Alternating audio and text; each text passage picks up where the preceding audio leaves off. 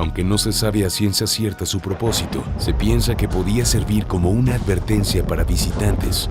Hola y bienvenidos a WatchMojo Español, yo soy Fernando y hoy estaremos viendo algunos de los datos más curiosos y aterradores que han formado parte de la historia de distintos países de Latinoamérica. Número 10. Tzompantli. Mientras que algunos los consideran simples adornos, hay algunos expertos que piensan que los Tzompantli eran altares que se utilizaban para honrar a los dioses y celebrar la vida. Los Tzompantli eran altares edificados en forma de torre o muro, conformados por cientos de cráneos de personas sacrificadas en rituales. Básicamente, consisten en bastidores de distintos tamaños, en los que se colocaban los cráneos que los aztecas obtenían de los esclavos, sacrificios humanos o de sus prisioneros de guerra. Tenían la hipótesis de que solo se iban a encontrar hombres, guerreros, cautivos de guerra, pero no, lo que estamos viendo junto con el equipo de antropología física, que existe una representatividad importante de mujeres. Hubo una época en la que se colocaban frente al templo mayor con el propósito de honrar a Huitzilopochtli, su dios de la guerra. Existen crónicas de conquistadores que hablan de celebraciones en las que se sacrificaban a miles de personas, aunque se sabe que las crónicas solían exagerar para demonizar a las culturas. Número 9. Funeral para una pierna. Antonio López de Santa Anna es prácticamente reconocido como un villano en la historia de México, ya que fue él quien vendió parte del territorio del país que hoy es parte de Estados Unidos. General Santana, ¿estás seguro de querer negociar con los americanos?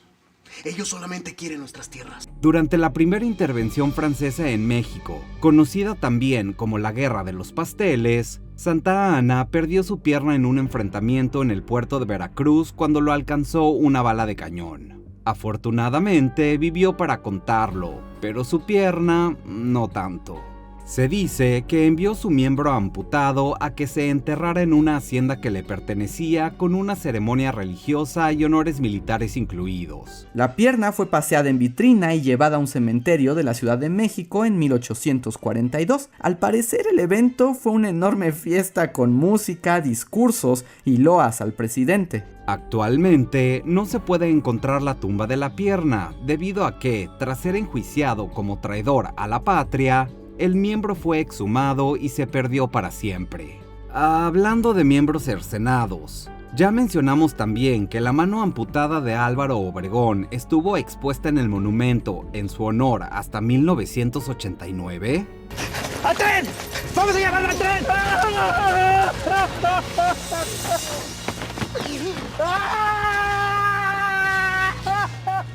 Número 8. Santos Chocano.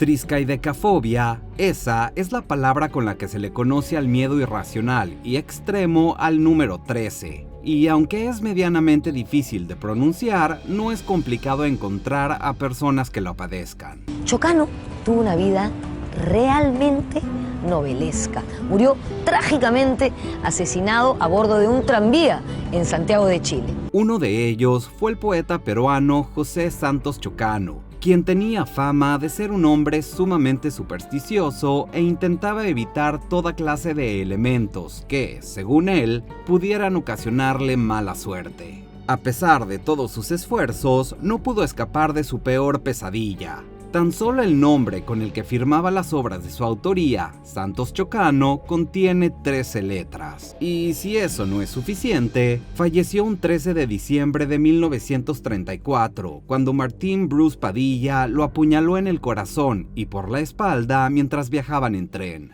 Él creía bastante en eso, creía en los sueños. Y 11 días antes de ser asesinado Chocano, en una ceremonia con sus amigos, le den las manos también y dicen también que va a tener una muerte violenta. Aunque el asesino dijo haber sido socio del poeta, posteriormente se supo que en realidad era una persona esquizofrénica, por lo que básicamente lo asesinó al azar. Número 7. Francisco I. Madero y los espíritus. Uno de los presidentes más conocidos en la historia de México, Francisco I. Madero, jamás ocultó su amor por el ocultismo. Madero hacía estas sesiones con familiares y amigos en su casa. Y aunque no están documentados estos encuentros, Fue de esta manera que nació el Círculo de Estudios Psicológicos de San Pedro Coahuila. Decía que era médium escribiente, es decir, que cuando entraba en trance, los espíritus usaban su cuerpo para mandar mensajes por medio de la palabra escrita. Tomaba sus decisiones con base en los mensajes que supuestamente recibía de Benito Juárez, héroe de la historia mexicana, e incluso se dice que los espíritus que contactaba lo inspiraron a crear documentos históricos como el Plan de San Luis. Hasta decía que eran los espíritus los que le decían a Francisco Madero qué hacer. Y yo creo que también por ese sentido, pues AMLO se refiere tanto a él, ¿no? Fuera cierto o no, él lo creía fervientemente. Número 6. La alhóndiga de Granaditas. Este es otro ejemplo de esos datos que nos cuentan después de haber conocido la versión familiar de cualquier acontecimiento sangriento por naturaleza. Lo que se desarrolla entonces al interior de este edificio es una verdadera y cruenta masacre. Hay algunas crónicas de la época en las cuales se puede ver cuál fue el nivel de barbarie. Durante la Guerra de Independencia de México, niños y mujeres españoles se refugiaron en la Alhóndiga de Granaditas, en donde entró el ejército insurgente liderado por Miguel Hidalgo y Costilla. A modo de represalia por haberse levantado contra el Imperio Español, los héroes de la Independencia, Miguel Hidalgo, Juan Aldama, Ignacio Allende y José Mariano Jiménez fueron declarados traidores y decapitados. Sus cabezas se llevaron a Guanajuato, en donde se colgaron en cada esquina de la Alhóndiga. Las cabezas fueron llevadas por varios lugares de la República Mexicana y el 11 de octubre de 1811 llegaron a la ciudad de Guanajuato, donde fueron colocadas en las 4 esquinas de la Alhóndiga de Granaditas, donde un año antes masacraron a los españoles y saquearon la ciudad. Actualmente, los ganchos se encuentran en el ahora Museo de la Alhóndiga, como testimonio de la lucha por la independencia de México. Número 5. Las brujas de Chávez. Una carta inédita de Chávez de su puño y letra confirma su relación con su primera guía espiritual. Hugo Chávez, el ya fallecido presidente de Venezuela, fue fiel creyente de los métodos, digamos, alternativos del entendimiento humano.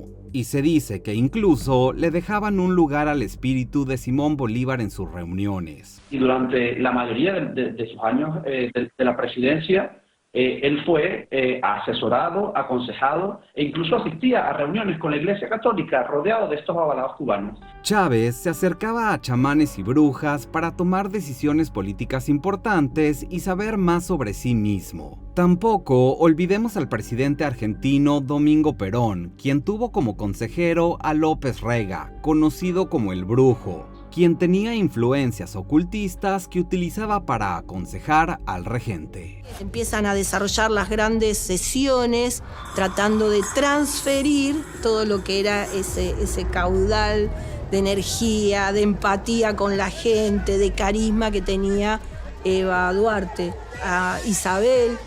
Número 4. El cráneo de Pedro de Valdivia. Uno de los españoles que llegó a Chile, el colonizador Pedro de Valdivia, fue torturado y asesinado brutalmente el día de Navidad de 1553, emboscado por los indígenas mapuches que se encontraban en el fuerte de Tucapel. Valdivia es un personaje muy notable porque Valdivia era un militar con mucha experiencia, había peleado las guerras en el sur en el Flandes, ¿no es cierto? Flandes. En lo que sería hoy día Bélgica. Según se cuenta, después de 3 días de torturas indescriptibles, consumieron su corazón como represalia por los escarmientos que había cometido contra los indígenas. Pero las cosas no terminan ahí. Los mapuches utilizaron su cráneo para beber chicha. Y aunque después lo regresaron en un intento por crear vínculos pacíficos con los conquistadores, se perdió para siempre. Y además se encontraron con un pueblo bastante belicoso que les causó muchos problemas y que eso, bueno, terminó finalmente con la vida de Valdivia, Pedro Valdivia. Actualmente se desconoce su paradero, aunque la leyenda definitivamente no se perdió, incluso siglos después. Número 3. Los Runatinja.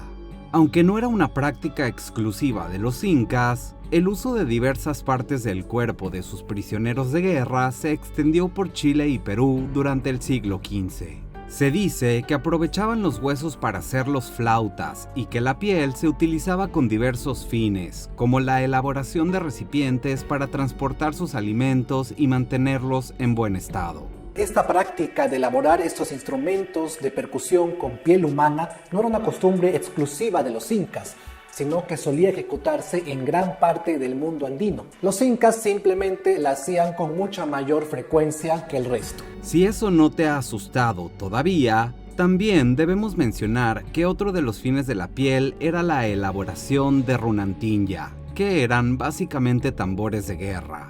Estos se utilizaban para amedrentar a sus enemigos durante las batallas, y si no nos equivocamos, ver instrumentos creados con partes de personas seguramente era una buena manera de causar terror. A los enemigos fieros vencidos los mataban, dejando la cabeza y los brazos enteros, cortábanle las piernas y sacándoles los huesos de dentro e hinchándolos de ceniza, de la barriga hacían tambores. Número 2. Sacrificio humano. El 22 de mayo de 1960 sucedió el sismo más potente registrado instrumentalmente en la historia de la humanidad, 9.5 en la escala de Richter, aunque lo peor estaba aún por venir. Era tan fuerte que el movimiento que yo nunca me imaginé que habría sido tanto. Había un edificio de cemento de 3 pisos. Yo decía, cualquier ratito se va a caer. Como consecuencia de este evento, entre el 22 de mayo más tarde y el 6 de junio se registraron importantes maremotos y réplicas que preocuparon gravemente a una comunidad indígena en la localidad de Coyileufu. Guiados por su instinto, decidieron arrojar al mar a José Luis Paynecur desde un acantilado, convencidos de que el sacrificio calmaría la ira de la naturaleza. Pocos medios escritos de la época publicaron este impactante caso. Revista Vea fue uno de ellos. Incluso fotografiaron la detención de la machi que ordenó el sacrificio humano, Luisa María Namuncura. Su cuerpo nunca fue encontrado y tras varios años de investigación, la comunidad decidió absolver a los implicados, considerando su contexto y bagaje indígena. Con la resuelta convicción de estar obrando según sus creencias, fue el propio abuelo del niño quien lo entregó para el sacrificio, realizado a la usanza de las ofrendas vivas del pueblo mapuche en Guillatunes. Aún no hemos llegado al final, pero ya casi. Solo asegúrate de suscribirte a nuestro canal y activar la campana para recibir notificaciones de nuestros últimos videos. Muy bien, vayamos al final.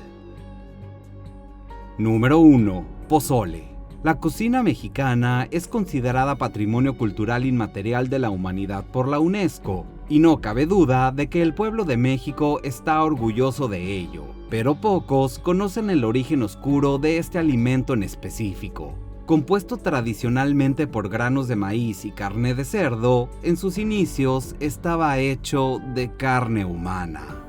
De acuerdo con varios cronistas del siglo XVI, el pozole no era para todos. Según la información de la Historia General de las Costas de la Nueva España, de Fray Bernardino de Sahagún, el pozole solo lo comía Moctezuma. Este se preparaba con carne humana. Fray Bernardino de Sahagún menciona que esta práctica tenía un origen religioso, pues se elaboraba en ceremonias cuyo propósito era el de agradarles a los dioses con una ofrenda. Nuño Beltrán de Guzmán, conquistador de la Nueva Galicia, fue recibido con danzas y pozole mexicano en Tonala, Jalisco. Explicó que al ver la olla de pozole descubrió que tenía restos humanos. Según la doctora Yolanda García González, la parte preferida para la creación del platillo era un pedazo de pierna o de muslo de prisioneros de guerra, algunos de los cuales se ofrecían como voluntarios para demostrar su orgullo. Fue con la llegada de los españoles que la carne humana se sustituyó por la de los animales. Con el paso del tiempo, la carne humana dejó de ser parte del pozole. ¿Alguien quiere pozole? ¿Y tú, estás de acuerdo con nuestras elecciones? ¿Cuál de estos datos te parece el más espeluznante? Cuéntanos en los comentarios y no olvides ver estos otros videos originales de Watch Mojo Español.